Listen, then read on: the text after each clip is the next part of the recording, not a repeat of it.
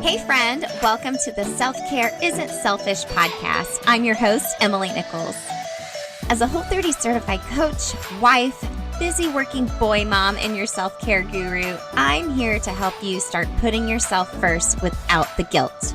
Each week you'll hear motivating and practical tips on how you can create a habit of self-care through interviews with my amazing guests or quick solo episodes with me. After each episode, you'll walk away with an action plan and feel empowered to implement what you have learned into your life. So, grab a cup of coffee, glass of wine, or your favorite sparkling water, and let's do this.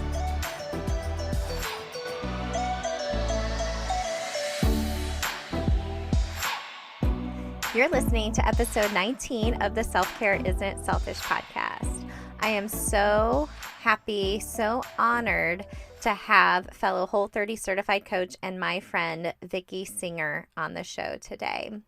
You know, when I started this show, I feel like self-care almost gets a bad rap. A lot of people just think it's frilly foo-foo stuff like massages and manicures. Not that there's anything wrong with that, but I really wanted to dig deeper into self-care versus just surface level stuff. And I hope you guys have felt that so far in these first initial episodes. But I wanted to bring Vicki on because she offers a really unique perspective that I think anyone can view as far as your own self-care, in that it looks different for everybody and everybody has their own challenges, but it's all about what you can control, focusing on what you can control and not letting what you can't control dictate what your life should look like. I hope that makes sense to you. As you listen to today's episode, I think you'll see what I'm saying even more, but let me tell you a little bit more about my friend Vicki. So I learned about Vicki back in 2016. She was featured on the Whole30 blog, and she shared her success she had with Whole30 in managing her cerebral palsy symptoms. So CP, cerebral palsy, it's a congenital disorder of movement, muscle tone, or even posture, and it's has to do a lot with brain development and how that can affect different movements and muscle tones of your body. I know a little bit about cerebral palsy because my older brother, Andy, has CP. And the thing with cerebral palsy is there is different variations of it. And listen throughout the episode, I'll share more about the severity of my brother Andy's CP, but I think Vicki has such a unique perspective about her self-care, and today's episode is entitled Boring Self-Care because she's coined that hashtag on Instagram, and I think it's so great because it's not super exciting stuff. It's just normal everyday stuff that help you feel your best version of yourself. But since 2016, when she shared her Whole30 story, she's dedicated herself to making the Whole30 community more accessible and inclusive for those that have disabilities or deal with chronic pain, illnesses, or autoimmune disorders. And when she's not cooking or talking about food, you can find Vicki in her CrossFit gym or singing in her local ensembles with her husband, which I love it. Her last name's Singer, and her husband sing. So I hope you enjoy this episode. Stick around till the end where you can hear a little bit more about my 3 biggest takeaways and a special discount code for you if you want to join in for my January Whole30. Enjoy this conversation with Vicki Singer. All right, gang, we're back with another episode of the Self-Care Isn't Selfish podcast. I'm so excited to have my friend and fellow Whole30 certified coach, Vicki Singer, with us on today's episode. So, Vicki, thanks so much for joining us today. It's my honor. Awesome. I'm so glad to have this conversation with you. When I started the podcast, you were one of the first people I really I thought of having on here because I think you have a really interesting perspective on self-care, and I think you can kind of help inspire a lot of people, whether they have a disability or not. So, but let's just start off talking a little bit about what self-care means to you. Self-care means the task that I do in order to allow myself to live my best life. I love it. Living your best life via that task. I love it. I love it. Okay, so let's tell everyone a little bit about you. Tell us all about Vicki. Sure. So as Emily mentioned, I'm a Whole30 certified coach. I'm 29 years old. I live in St. Louis, Missouri with my husband who teaches music in an inner city school. We have 3 cats. I'm a Whole30 certified coach. I do adaptive CrossFit, and I have spastic diplegic cerebral palsy. And I'll go ahead and tangent into that because most people just head tilt at me when I say those words at them. So cerebral palsy is a physical disability that is caused by brain damage. And that's what a lot of people don't know about CP is that it's not a leg disorder, it's not an arm disorder, it's brain damage. For me personally, I was born 3.5 months early.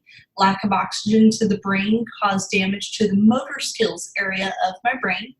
So that means that my cerebral palsy manifests by my muscles being very tight, very tense, and y'all can't see me, but I'm clenching my fist here because that's what I do every time I talk about this.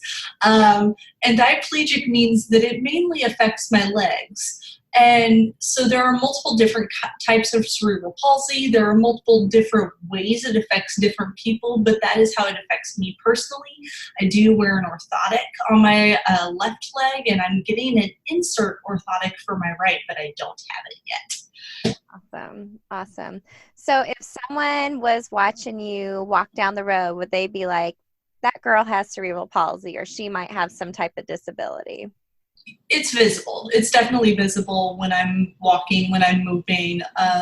It may not be immediately, you may not be able to immediately tell that it's CP, but there's very clearly something, air quote, not normal about me when I'm moving. And I don't mean that as a diss towards myself, because some people are like, you're normal. And I'm like, no, but thanks, you know. Well, it's funny you bring up the word normal because, like I already mentioned to everybody, one of the big reasons I wanted to have you on is because I have a brother with CP. And I think it's really interesting how there's so many different forms of it based on the type of brain damage you have. So I know I've shared with you, my brother, he is 40. Wait, I'm 38. They're 42. I had to think about it. But he was born with CP. He and my sister are twins, and he was born second. And they thought during that time he wasn't getting oxygen to his brain. So mom and dad brought my brother and sister home, and they really didn't realize anything was necessarily wrong with my brother until my sister started progressing, like, sitting up and doing the things, and he wasn't doing the things. So his is definitely a lot more severe. He isn't able to walk except without assistance. And, he's 42 now, and he crawls around a lot on his knees. And we just found out he has bursitis in his knees, and his knees are starting to get a little achy, and he can't really communicate with us. And he does have a hard time swallowing. That's kind of became an issue more and more throughout the years. But he's doing really well. He lives just like 2 minutes from me and my family with his BFF, Christopher, who has Down syndrome, and he's my age as well. And they're just best buddies and have 24-hour caregivers that help take care of them. But like I said, with you mentioning normal, growing up as a younger sister, as a sibling with someone that had CP, I thought it was normal. I didn't see anything different. That was just my brother, Andy. And I'm wondering from your perspective, because Andy can't communicate with how he feels about his CP. Does it feel normal to you? It's just part of who you are? Or are you like, I'm not defined by my CP? Because I think there's a fine line where, you know what I mean? You know what I'm trying to say? I get what you mean, but the answer is both. Got it. Okay. There are so many ways in which, like, yes, my CP is a part of me, and yes, my experiences with CP have made me who I am, right? Because of my CP, because of the bullying I experienced at school, because of those specific formative moments and how other kids treated me and how adults interacted with me and, other opportunities that I had because of my disability. I went to a facility called Capper Foundation, which was founded in 1920 by Kansas Senator Arthur Capper. They do PT, OT, rec therapy, and preschool for kids with disabilities, and it's half kids with disabilities, half what they called peer models. And so I got to do so much stuff that maybe other kids with disabilities or normal kids didn't get to do. Got to do a lot of horseback riding, thing I really loved. So things like that were very formative. They made me a more compassionate individual. They made me very interested in doing whatever I could do, and that there wasn't always a you can't. Yeah. That said, there were plenty of times where there was that you can't do that, your legs can't do that, hey, you need to safe for you kind of a deal. And it took a long time for me to get past the idea of, I have to think about my words for this, to get past the idea that because my legs looked different that I was broken.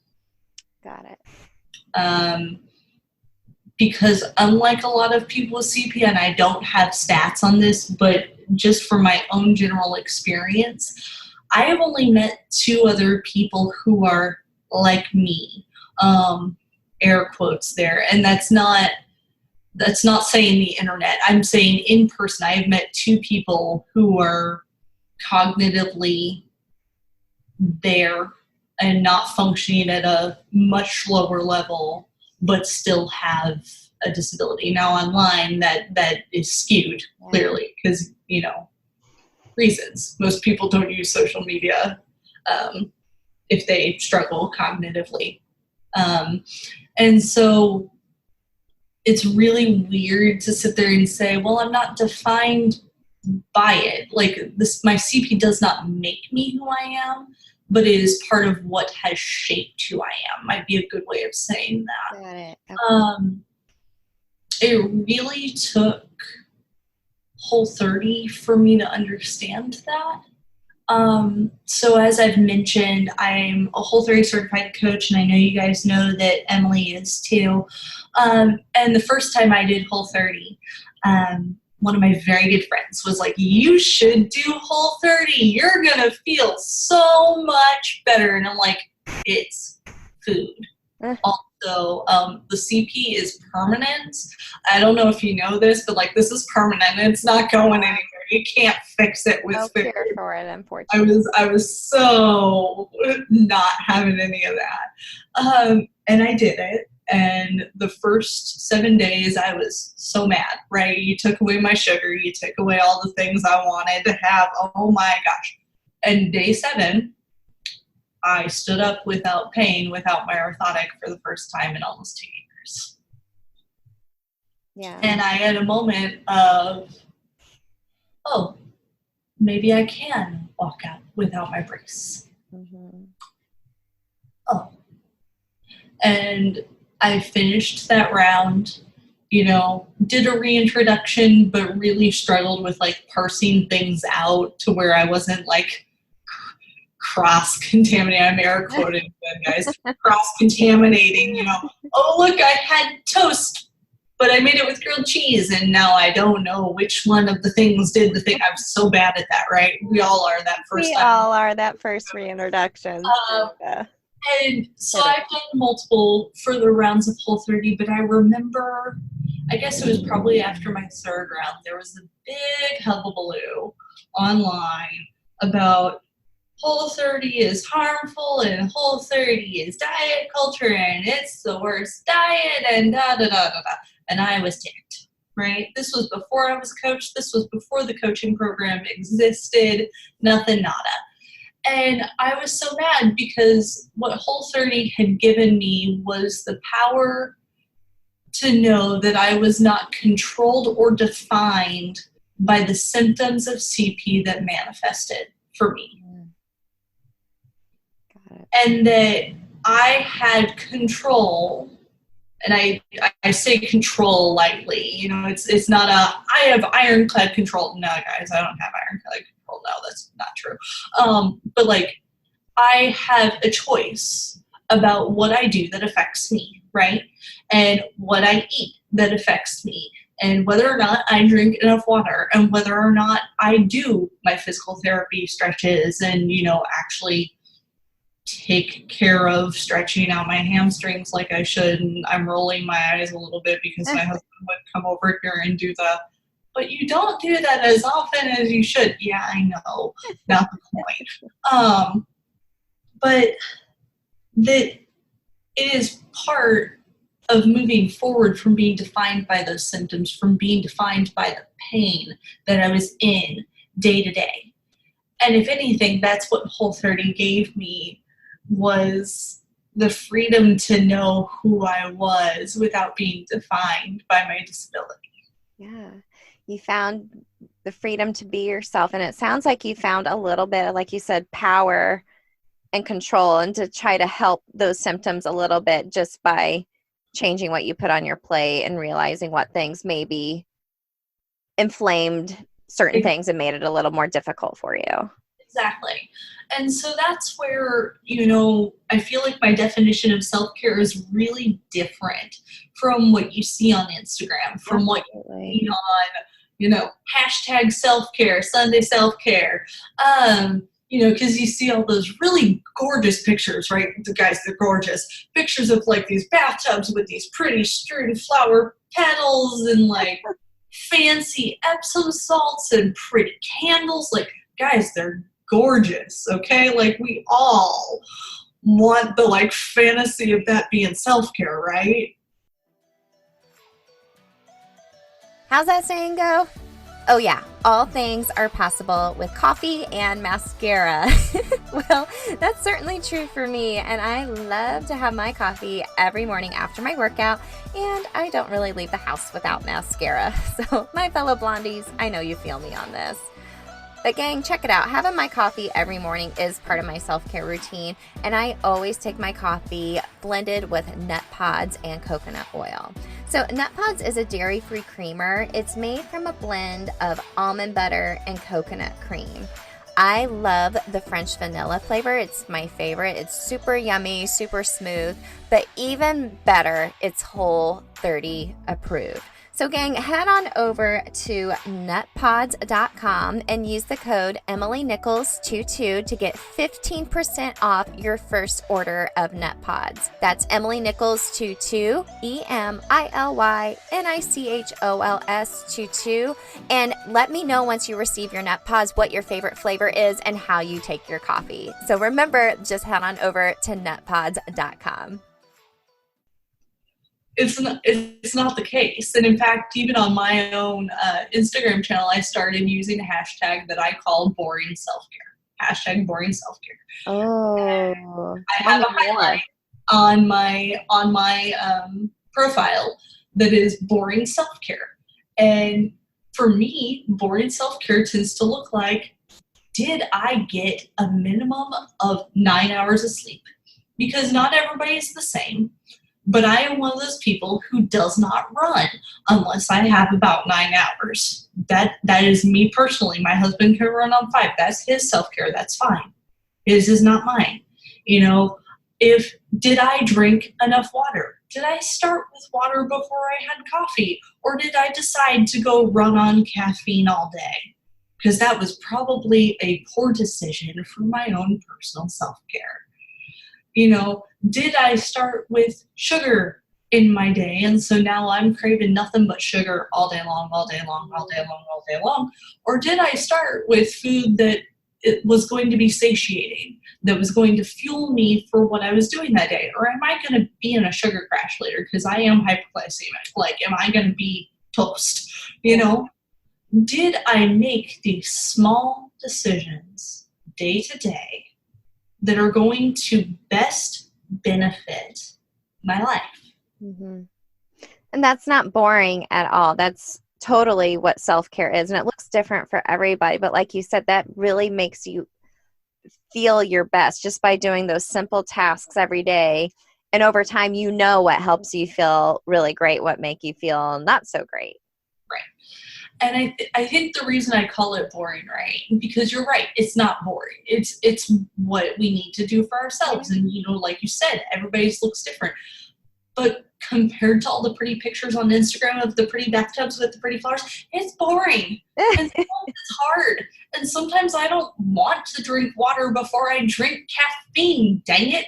And like, I've really tried, especially, you know, in that highlight in my stories, that it's not always pretty. Mm-hmm. And sometimes self-care as somebody with a disability means saying, I can't do that. Yeah. I need help. Yeah. I don't want to admit being vulnerable, but I have to admit I'm vulnerable. Yeah. Is it hard for you to ask for help? Oh, absolutely. Yeah. I think regardless if you have a disability or you're able-bodied, I think people, like you said, it's hard for people to be vulnerable and say they need help. Absolutely. And I mean, we even know this, right? We've seen this from Brene Brown's work, and we've talked about the idea of shame and how we feel so ashamed to be vulnerable and to allow people to see the spots that we perceive as weak, right? So for example, this week, actually, the week that we're speaking, in 3 days, my husband and I will have been married for 4 years. Aww. We will have been together for 7. We got married on our dating anniversary because we are those level of derps. I love it. So my husband has been with me for 7 years. Mm-hmm. We went to Chicago in May. Chicago's a huge city. Yeah. We stayed very far away from a lot of the places we were going, and we did a pretty good job of taking public transit and what have you. And I hit a point that even with the public transit, we were still walking a lot more than I had ever really walked, you know, on a daily basis in my home area where we lived. And I hit a point where I was in pain, and I did not want to admit that I needed help, but I was hurting severely. And we went to the one place I was so excited to go. I wanted to go to Shed Aquarium so bad. I love aquariums. Like, my favorite thing when I was little was watching those dolphins that are like basically therapy dolphins in Florida, that they like put people who have disabilities, who are veterans, who have, and I know they have like a touristy one called Discovery Cove, but then there's like an offshoot of that is for therapy. And so I've always loved aquariums.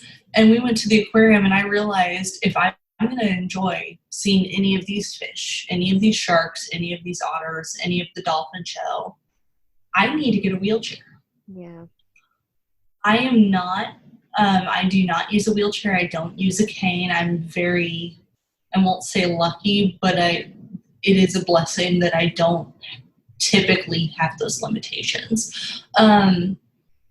And I realized that in order to live my best life and not be in, you know, to use that same phrasing, and to be able to enjoy my life to its fullest, I had to do the thing that I really didn't want to do. My husband had never seen me in a wheelchair until a few months ago. Okay. And I didn't want him to push me in the wheelchair. I didn't want him to like, no, I want to have control of this wheelchair. Don't keep freaking touching the chair. Like, I wanted that control, right? I didn't want to be that vulnerable and admit that I really, really did need help. Yeah. And that's where self-care can be so raw, right? You and I both know this. Yeah. To come to those moments, and this is able-bodied or not, right? That we all have those moments that we have to say, I can't do this alone. Please help me. Yeah. I know this thing sounds so silly in my head that I need help with this small thing, whatever it is, right? Can you remind me to get a glass of water before I go to bed? Can you help me remember that alarm is for my vitamins? Take your pick, listeners. All of us have something of those things, right? Mm-hmm. There Well, is no shame in asking for help to be your best. did you guys end up having a lovely experience at Shed? We did. Yeah. I got to see sea otters, and we went to the dolphin show, and I actually got one of the best seats because they have reserved handicap seating.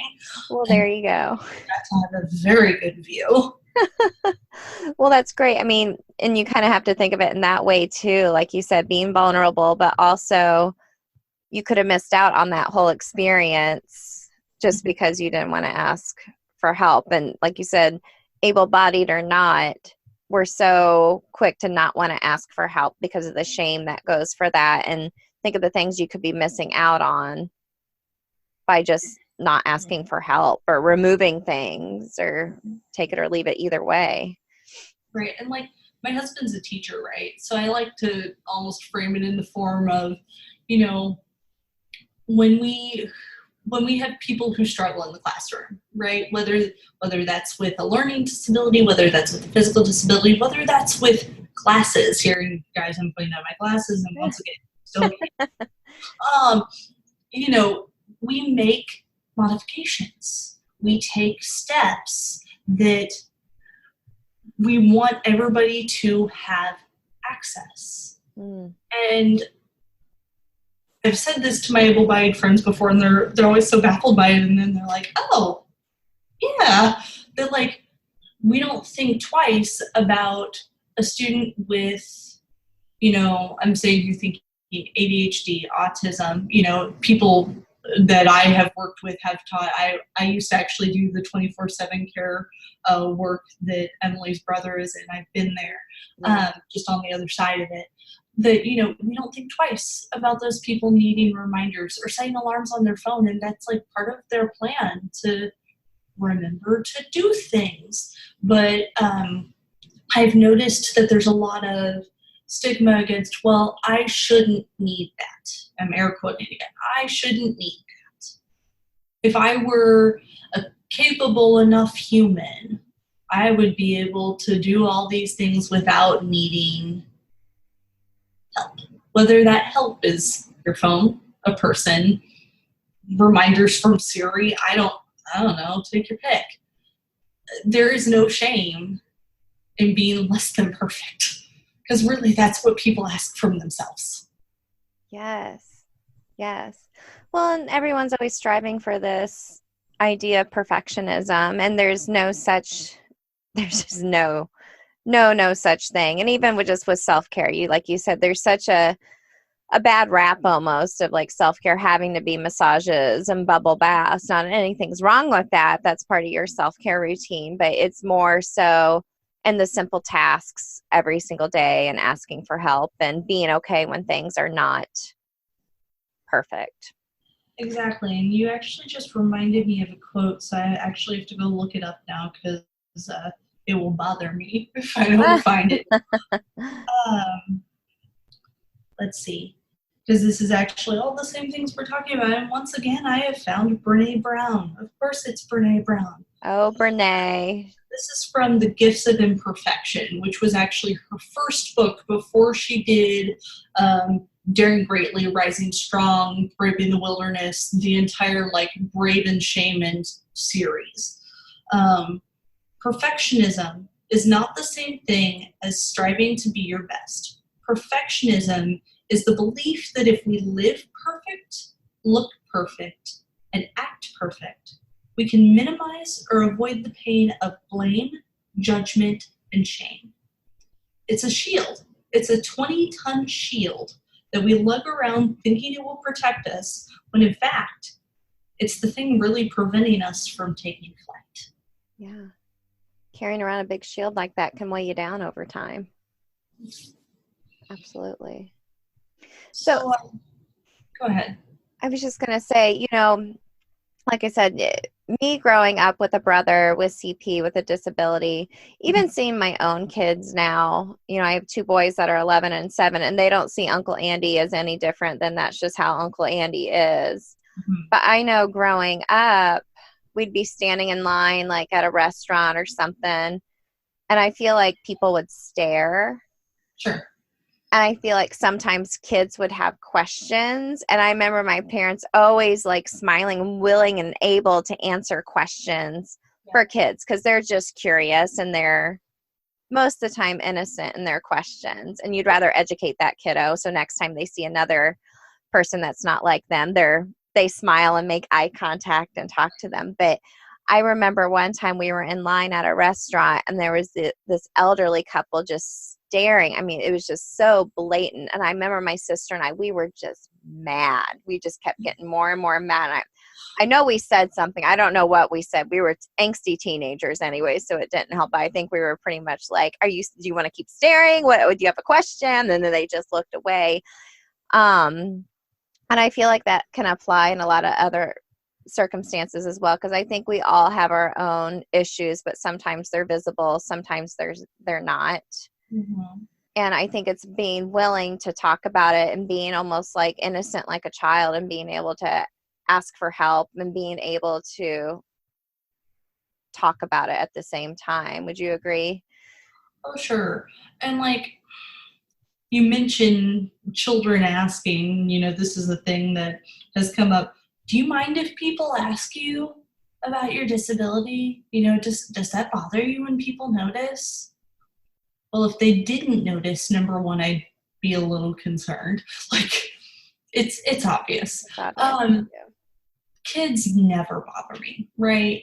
Kids typically are not rude. The most mad I'm going to get at a kid is if they run a cart over my foot, which has happened. Oh, Doors are awful. I don't think I'd be happy about that either. I was not very happy, especially after the same kid did it twice, and I finally was just like, excuse me, can you make sure your son has control of his cart? Thank you.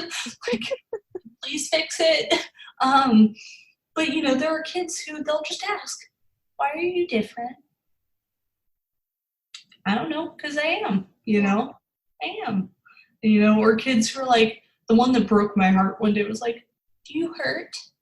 Oh. And she was 3, and I was like, yeah, but that's okay. I'm used to hurting. She's like, can I fix it? And I was like, you're fixing it by smiling. That's fine. Thank you very much. But I was just like, I don't know what to say to this right now as an adult. Like, what do I say? Yeah. Well, I think kids are so much more caring and accepting now. Just thinking about when I was a kid and in school and thinking of my own kids and in school now too, they're just so much more caring and just having a caring heart like that little girl you were saying. I just find it really interesting how people are more accepting now than what they used to be. Well, and I mean, I've even noticed that. So I had surgery when I was 6 and then again when I was 14, right? And the first surgery took me from walking on tiptoes, like ballet point tiptoes, to flat feet. And then when I was 14, they took me from where my feet were pointing out at like 45-degree angles to straight feet. And I have plates and screws in the tibias. And then they lengthened my hamstrings. So there are very visible scars on the back of my legs, like 5-inch scars. And pretty much after I was 14, I pretty much just stopped wearing shorts. Like, didn't wear crops, didn't wear shorts. Don't want them to be seen. They're red. They're angry. No. And I guess it was a couple of years ago, I started wearing crops again as I was working out over the summer because it was just too dang hot. And I was like, do I really care if people see the scars? No, it's hot, kind of a deal. And one day I was walking through the grocery store and I heard this little girl who probably no more than 3 or 4, right? And I hear, Mommy, look at that lady. And I froze because it was very close to me. And I never, normally if it's like whispering, they're normally asking a question. Normally if they're being really loud, it's about to be something really embarrassing kind of a deal. And all of a sudden, so I'm taking that deep breath in, like I'm bracing for, oh gosh, this is going to be a thing that like kids say and they don't mean it as hurtful, but it's going to be hurtful. Like I'm bracing for it, right? And then I hear her say, Mommy, she looks like me. and I stopped dead. And I looked back, did the very casual, I'm looking, and sure enough, she's perched on her mom's side, has a brace down one side like mine.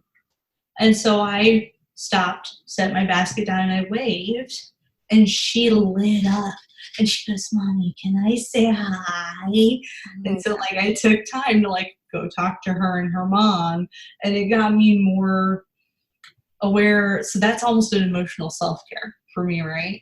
Yeah. And I take the time to go out wearing my brace, being visible, doing daily stuff, because I never know when I'm going to run across somebody like that little girl. Yeah. Because I never saw anybody like that when I was little. Yeah. And allowing myself to be visible as somebody who's different and owning that is part of my own emotional self-care too. Own it. Oh my gosh, I'm gonna cry. That's amazing. I bet that was a really powerful moment for you and for that mom too. I'm sure it was just like, oh my gosh, amazing. And was clearly doing the I am not crying in front of my kid. I am not crying in front of my kid. Trying to hold it together. Oh my gosh. Well, Vicki, I think this has been such an important conversation about self-care and how it, I keep saying it looks different for everybody, but it really does look different for everybody depending on your life circumstances, your abilities, if you're able-bodied or not, but also, your mindset. And you obviously have a very strong-willed mindset, and you are, I don't know, I'm just really inspired by you, and I think it's really cool. I mean, you do adaptive CrossFit. I mean, you're doing Whole30 coaching. I mean, I think, like you said, your CP is part of you, but you haven't let it totally define you. And I think it's worth noting that took work. Yeah. And with any circumstance, it's going to take work. And that didn't just happen one day where you're like, I'm fine. It's cool. I just live my life. And yeah, this could be applied towards anybody for sure. For sure. So, Vicki, can you share where everyone can find you and connect with you on social media and follow that hashtag boring self-care? Sure. So I am at Singer Wellness on Instagram. That's SINGER Wellness. That's where I mostly am and where I mostly hang out, let's be honest. I am on Facebook. I think it's Vicki Singer, and then there's that bar in the middle that I've forgotten the name of. It's Wellness Coach. It's linked to my Instagram, so if you search Singer Wellness, it should come up, even on Facebook. You can email me, Vicki, VICKI, not like my name twin, she's VICKIE, VICKI at singerwellness.com. I'm pretty responsive to email too, or you can just DM me on Instagram. I'm happy to respond to messages.